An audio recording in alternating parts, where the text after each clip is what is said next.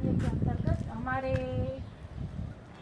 ये चांदीपुरा वायरस का उपद्रव बढ़ रहा है। तो चांदीपुरा वायरस किस तरह से होता है, कैसे फैलता है, तो कहाँ पर दिखे जाते हैं? तो चांदीपुरा वायरस घर की अंदर बाजू काची કે પાકી દિવાલ પર અને ભેજવાળા વાતાવરણમાં વધારે જોવા મળે છે। આપણે દીવનું વાતાવરણ વધારે પડતું ભેજવાળું છે, એટલે ખાસ એ ભેજવાળી જગ્યા છે, કાચી દિવાલો છે એમાં, અને ગંદકીમાં ખાસ પ્રકારની આ ચાંદીપુરા વાયરસની જે માખી આવે છે તે જોવા મળે છે।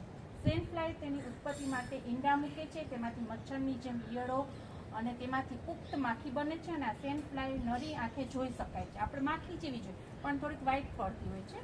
અને સેન્ટ ફ્લાય ઘરની અંદરની બાજુએ તેમજ બહારની પાકી કાચી દિવાલ પરની તિરાડો તેમજ ભેજવાળા વાતાવરણમાં એ ઈંડા મૂકે છે। ગ્રામ્ય વિસ્તારના ઘરોમાં ખાસ કરીને ગાર લીપણ ઘરોમાં દિવાલોમાં તિરાડોમાં તેમજ અમુક નાની છિદ્રોમાં પણ રહેલા જોવા મળે છે। એટલે આપણે બને ત્યાં સુધી ઘરમાં ચોખ્ખાઈ રાખવાની, પાણી ભર્યું છે કુંડામાંથી તે કાઢી નાખવાનું અને સ્પ્રે કરવાનું છે, જ્યાં આજુબાજુ ગંદકી હોય તેને દૂર કરવાની છે, અને છોકરાઓને જ્યાં વધારે પડતી માખીઓ દેખાતી હોય તેનાથી દૂર રાખવાનું। બને ત્યાં સુધી કુંડામાં પાણી ભરીને રાખવાનું અને ઘરમાં ભેજવાળું વાતાવરણ હોય સાફ સફાઈથી સૂકું કરવાનું, જેને કારણે ચાંદીપુરા વાયરસથી આપણે બચી શકીએ। એમના લક્ષણો શું છે?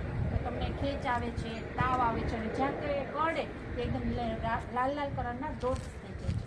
એટલે આપણે આ અવેરનેસ લાવવી ખૂબ જ જરૂરી છે, કારણ કે આ રોગ દિવસે ને દિવસે પેલું આ વાયરસ વધતું જાય છે। એટલે ખાસ કરીને ઘરમાં જેટલું તમારે પાણી છે તે પડેલું એનો નિકાલ કરી નાખો।